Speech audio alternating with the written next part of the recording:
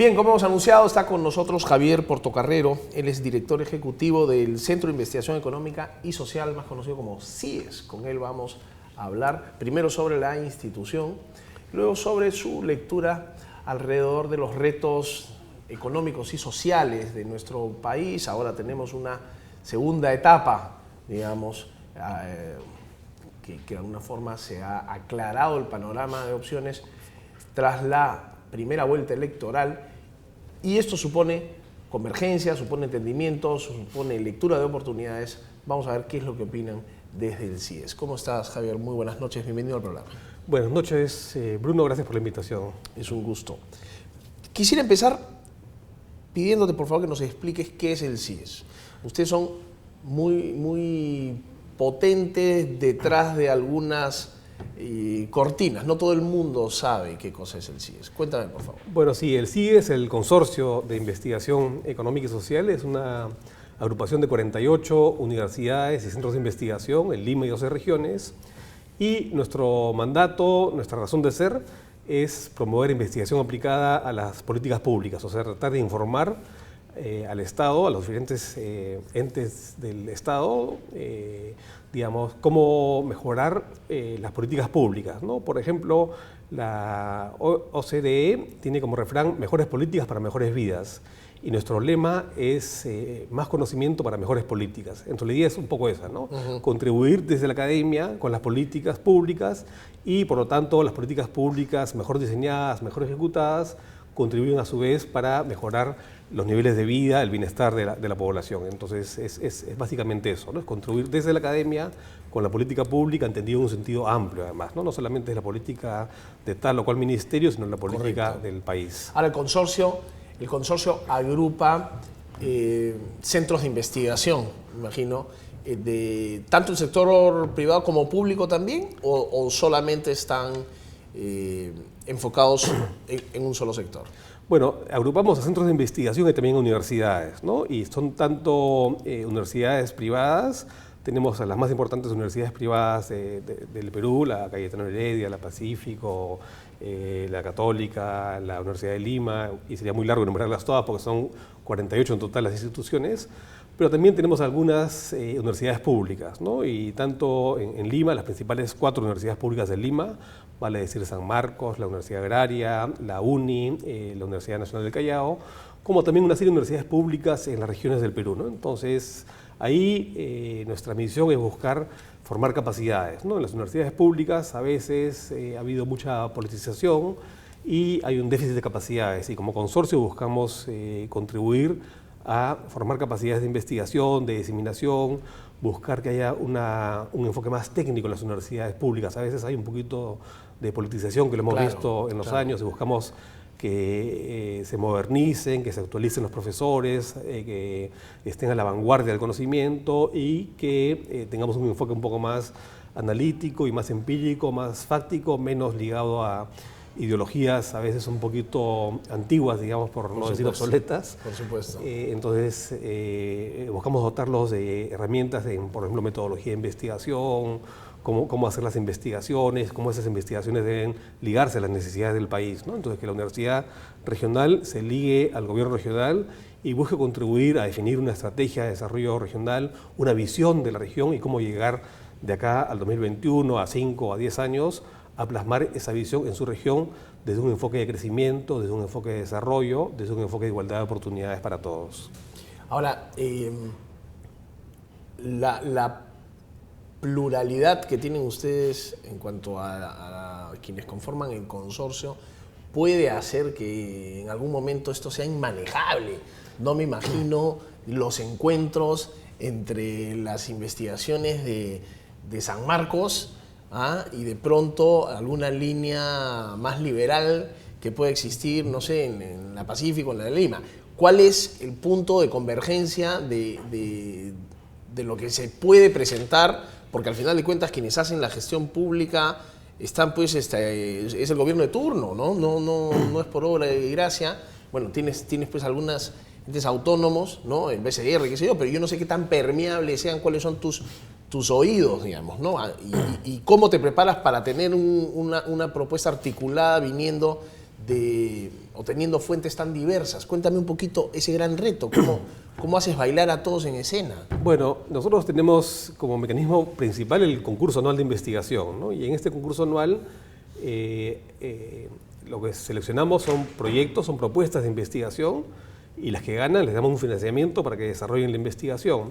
Entonces, efectivamente, tenemos diversas escuelas de pensamiento, ¿no? En economía hay desde gente más keynesiana hasta gente más neoclásica, o lo que acá se llamaría más liberal, ¿no? Pero, digamos, hay campo para todos, ¿no? Lo que nosotros hacemos es ofrecer esta información a los tomadores de decisiones.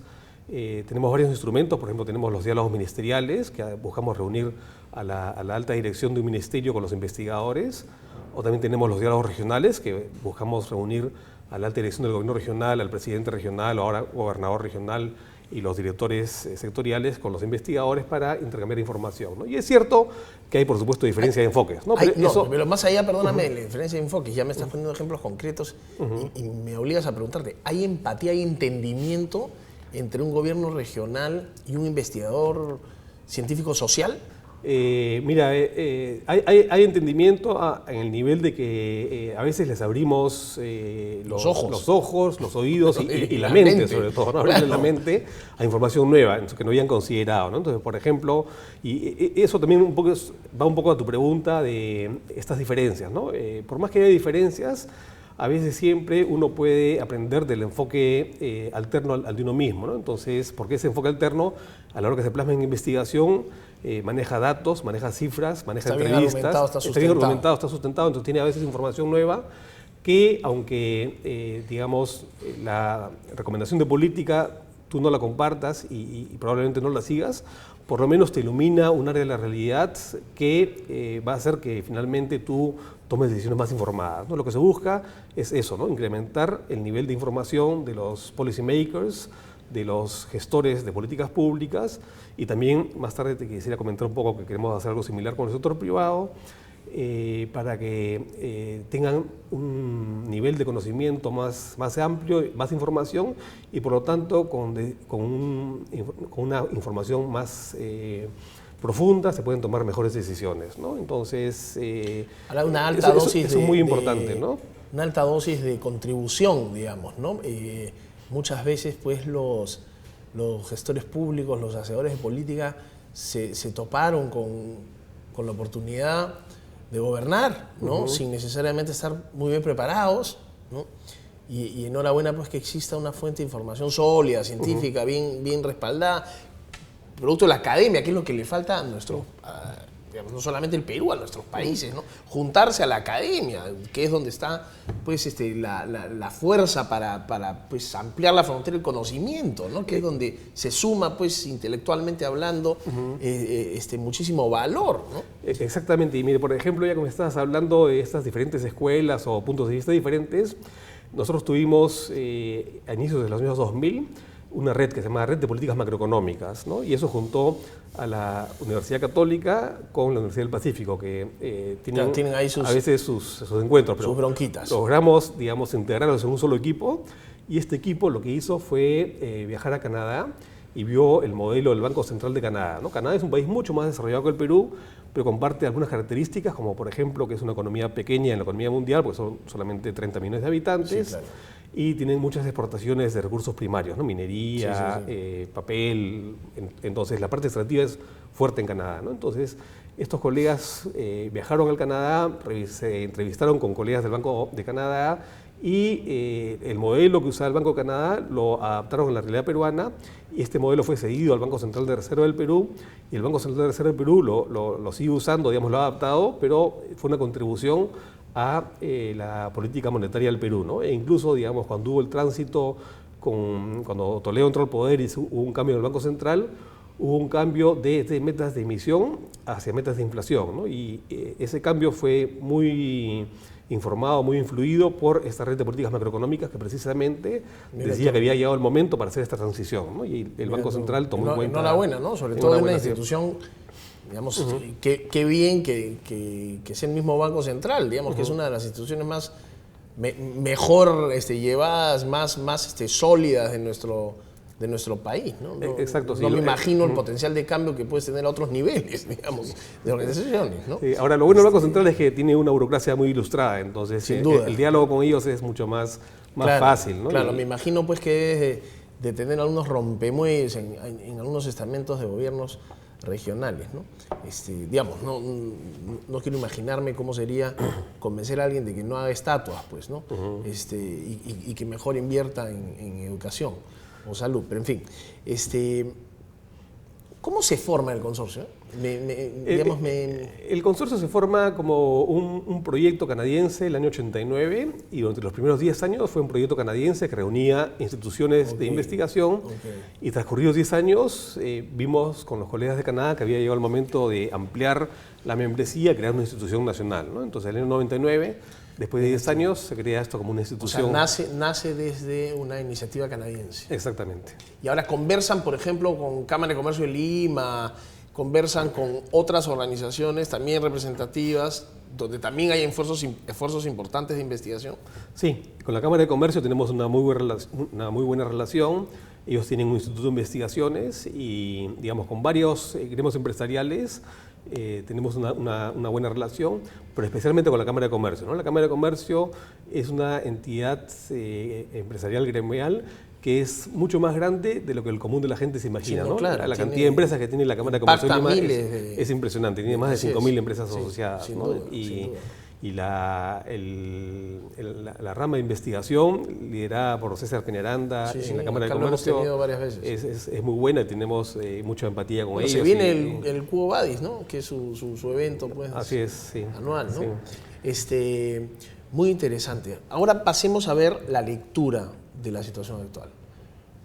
Estamos frente a un reto tremendo en una oportunidad muy, muy particular, singular en la historia reciente, que es, digamos, tener que decidir entre dos opciones más o menos similares en términos de su promesa de gestión pública. Con algunos matices, pero creeríamos que vamos por la misma línea y enhorabuena que 8 de cada 10 peruanos ha optado por una continuidad, un modelo que nadie puede demostrar nada alternativo mejor. Se ha reducido la pobreza de forma importante y ese es el camino que hemos logrado. Pudo ser más rápido, pudo ser más lento, pero no hay ningún modelo evidenciado que construya o que reduzca la pobreza, que construya más riqueza como el que hemos tenido. Pero los retos están claramente y hay que ver de enfrentarlos de la mejor manera. ¿Cuáles son las lecturas, grosso modo, además, con tanta fuente de información del consorcio, pero cuál es la lectura que tienen ustedes sobre lo que se debe hacer en el país? Bueno, nosotros hemos hecho un proyecto que lo venimos haciendo desde el año 2006, que se llama Centrando el Debate Electoral, ¿no? Y este es un proyecto mediante el cual hemos hecho hasta ahora 60 documentos de política, hemos promovido 13 debates electorales entre nacionales y regionales, la mayoría en alianza con el Jurado Nacional de Elecciones, y hemos hecho más de 100 seminarios y talleres, no solamente en Lima, sino también en regiones, dirigidos a partidos políticos, a medios, que son súper importantes, al propio Estado y a la sociedad civil, ¿no? Y este proyecto también ha tenido como hijos, digamos, proyectos similares que se han inspirado en nuestra experiencia, en el caso de Ecuador, Colombia, Argentina, Paraguay y Honduras, ¿no? Felicitaciones. Y también lo hemos presentado, este proyecto, en un seminario mundial en Estambul, otro en Buenos Aires y también en Washington con la Comisión de Debates Presidenciales de los Estados Unidos de América. Y en esta oportunidad, en el proyecto 2016, hemos hecho 16 documentos de política sobre 5 ejes temáticos, que son el tema de políticas de reforma del Estado, política económica, inclusión social, políticas de ciencia y educación y desarrollo sostenible y ambiente, ¿no? Y en cada uno de estos ejes hemos producido varios documentos, ya, ¿no? Pero centrémonos en el tema económico. Sí. Digamos, en un solo programa no vamos a poder comernos toda la torta. Así es. Bueno, en el tema económico, sobre todo hemos producido 3 documentos de política, ¿no? Uno sobre el tema de tributación, otro sobre el tema fiscal y uno tercero, y quizás el más importante, sobre el tema de crecimiento y competitividad, ¿no? Entonces, en general, el reto económico ahorita es un reto doble, ¿no? A corto plazo es pasar del 3%, grosso modo, que hemos tenido de crecimiento en los últimos 3 años, al 4,5%, que es lo que se calcula que es el crecimiento potencial en las actuales circunstancias internacionales, como un primer hito, y eso significa aumentar la inversión pública, básicamente. Y un segundo hito, que a la vez que hacemos esto en el plazo de 1 o 2 años, vamos haciendo reformas estructurales y haciendo un plan nacional de infraestructura que nos permita elevar ese crecimiento potencial de 4,5 a 6, 6,5% para, al fin de este gobierno, estar ya en una velocidad de crucero de 6,5%. Me refiero al próximo gobierno, no este, sino hacia el 2021. ¿no? Entonces, claro, en el primer plano, el reto es básicamente aumentar la inversión pública en infraestructura, haciendo los proyectos que sean más importantes para conectar al país, para desarrollar las ciudades, ¿no? El país es básicamente un sistema de ciudades y nuestra infraestructura urbana realmente no es mala, es pésima, ¿no? Entonces, el país tiene una deuda de infraestructura, un déficit de infraestructura, y eso es una demanda de muy corto plazo, ¿no? Ahora, el segundo reto es un reto de ir de ese crecimiento de 4,5 a uno de 6,5.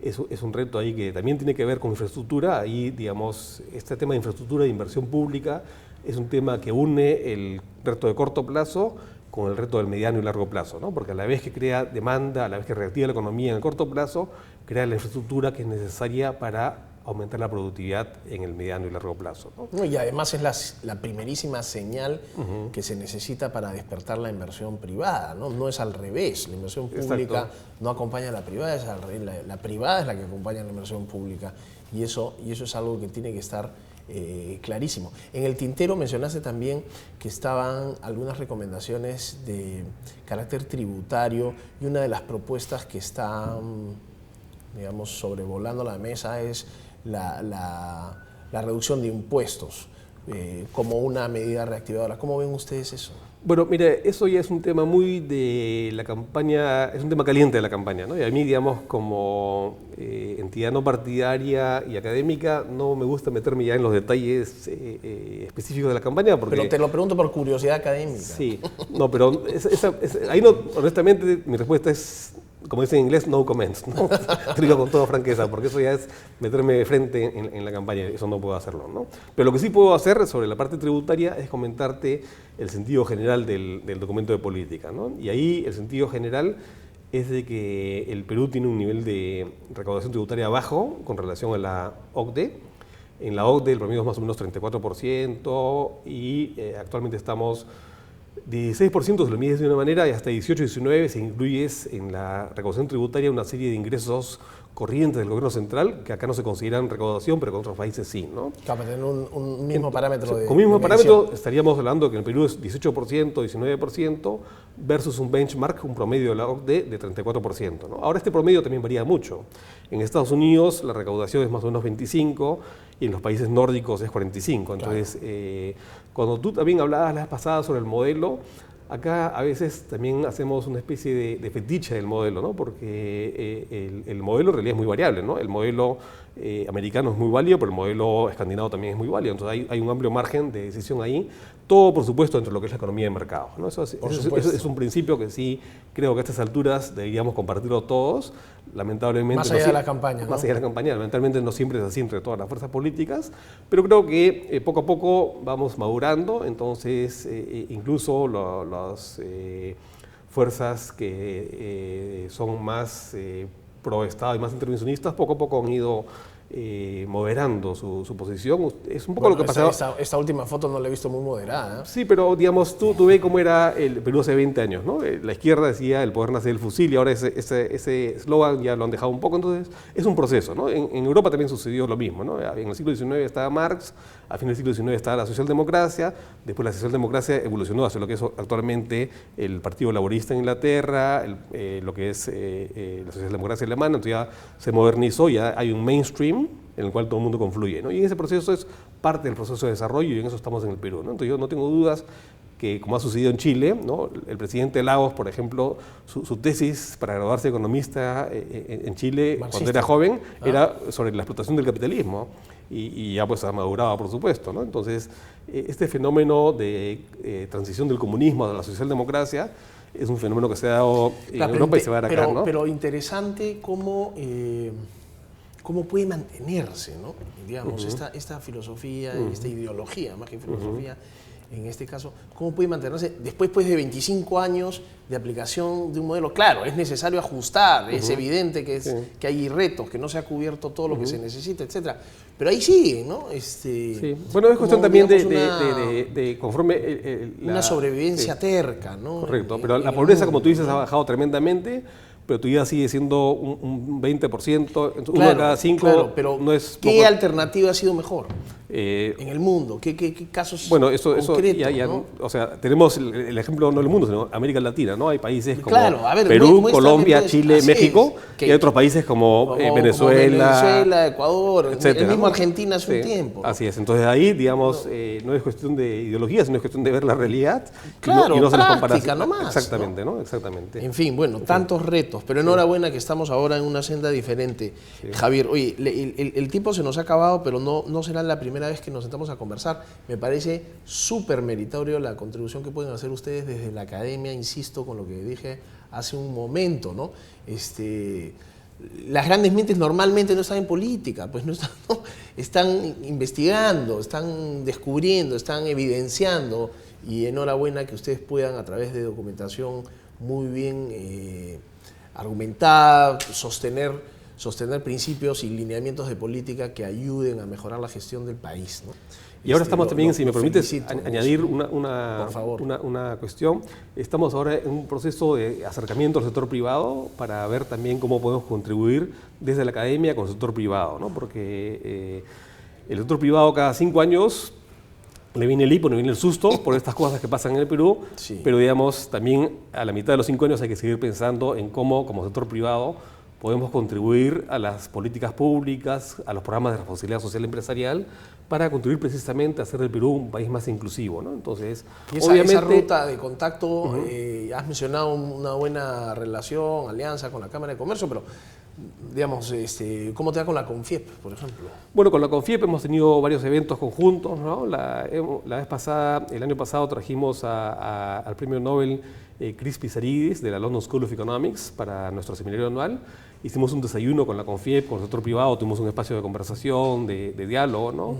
Y estamos buscando crear un consejo consultivo del sector privado para incorporar sus demandas de investigación, sus necesidades en nuestra agenda anual de investigación. Entonces la idea es, digamos, no hay una empresa exitosa en un país fracasado, ¿no? Entonces el Perú, felizmente, no es un país fracasado, pero debemos evitar estos sustos cada 5 años y debemos buscar pues, ¿no? La inclusión social, una mayor igualdad de oportunidades a la gente, la educación está muy bien, promueve la igualdad de oportunidades, pero también tenemos que hacer otras cosas como colaborar al sector privado, el sector público, la academia, para precisamente anchar la base del crecimiento económico, enfrentar los retos de la ciencia y tecnología, el conocimiento en el mundo moderno y crear pues, unas alianzas que nos permitan contribuir al desarrollo del país. Por supuesto, Javier, te felicito, muy meritorio lo que están haciendo. Estaremos atentos aquí a nuevas iniciativas y sobre todo a difundir el conocimiento que oportunamente puedan ustedes generar. Muchas gracias, Bruno. Gracias a ti por venir. Javier Portocarrero, director ejecutivo del Consorcio de Investigación Económico y Social CIES, estuvo con nosotros presentándonos esta organización y comentándonos cuáles son sus prioridades, además de la lectura sobre la gran agenda a nivel económico. En esta oportunidad solo lo hemos tocado, la gran agenda que tenemos pendiente. Nosotros volvemos, señores, tras la pausa. No se muevan.